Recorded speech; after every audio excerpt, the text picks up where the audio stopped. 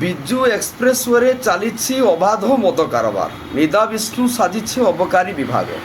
ନୂଆପଡ଼ା ଜିଲ୍ଲା ବଡ଼େନ ବ୍ଲକ ଅନ୍ତର୍ଗତ ସୁନାପୁର ପଞ୍ଚାୟତ ନିକଟ 4 ଠାରେ ଜନସାଧାରଣଙ୍କ ଏସ୍ଏଚ୍ଜି ମହିଳାଙ୍କ ଦ୍ୱାରା କମାଣ୍ଡର ସହ 3600 ଦେଶୀ ମଦ ପାଉଚ୍ ଜବତ କରିଛନ୍ତି ଓ ଏହାର ଉଚିତ ପଦକ୍ଷେପ ସହ ଦୃଢ଼ କାର୍ଯ୍ୟାନୁଷ୍ଠାନ ନେବାକୁ ପୁଲିସ ଓ ଅବକାରୀ ବିଭାଗର ଅଧିକାରୀଙ୍କ ନିକଟରେ ଦାବି କରିଛନ୍ତି ଏସ୍ଏଚ୍ଜି ଗ୍ରୁପ।